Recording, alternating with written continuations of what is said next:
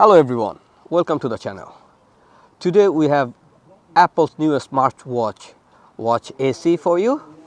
We're going to see what inside the box and how it feature compares with the other two watches offered by Apple at this moment, Watch Series 3 and Series 6.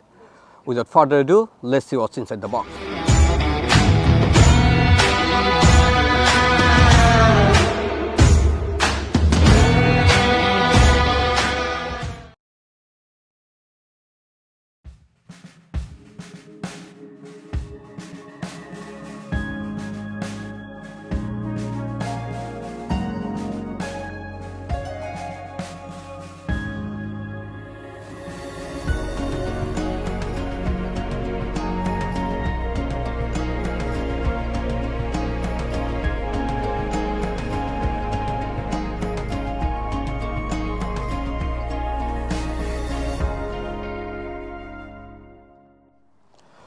So inside the box, you've got your head unit.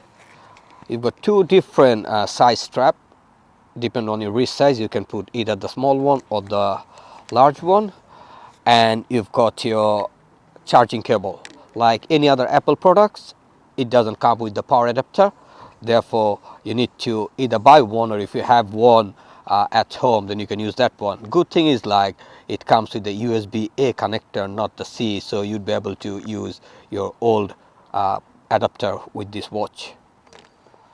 So put the strap on, it's very easy. You just need to slide it. You need to make sure, like, you're putting the right side up kind of stuff. So this is the, like, in the inner side, so you need to put this side up.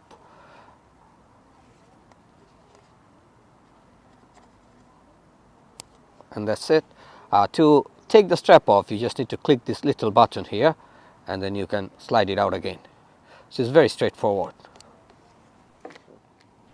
You can order your Apple Watch AC either as a 40mm watch head or 44mm. Both comes a GPS only model or GPS plus cellular. Watch AC is powered by Apple's S5 chip, and it has an internal memory of 32GB, which is pretty good comparing the price point of this watch. It starts with £269 only for the 40mm GPS model. I think it sits very well in between Series 3 and Series 6 because you get most of the features that you get in Series 6. The only few features that you don't get in AC is, like, it doesn't have the always on display, it doesn't have the oxygen sensor, and it doesn't have the 24 hours your blood pressure monitoring. It does your monitor blood pressure, but it's not a 24 hours blood pressure monitoring system. Apart from that, it's a very good watch, and when you compare it with the Watch Series 3, it's a quite nice upgrade. Series 3 used to come with, it still comes with 38mm and 42mm watch head, but because the bezel on the AC is much less than the Series 3, therefore the 40mm SE gives you more screen size than 42mm Series 3. And when you compare the price difference in between 42mm Series 3 is only £70 cheaper than Watch SE. Also, Series 3 use Apple S3 processor, which is, like, you'll see the performance difference in between Series 3 and the SE. And also, Series 3 has only 8GB of internal memory, whereas this one has 32GB. Comparing all these features and the price point, I think anyone who is in the market to upgrade from Series 3 to Watch AC is a good watch to upgrade. But if you're in the market and want to decide whether you should go for a Series 6 or Watch AC, I think you should go for the Watch AC, because there's not much that Series 6 offer you comparing AC, and the price difference is almost £100.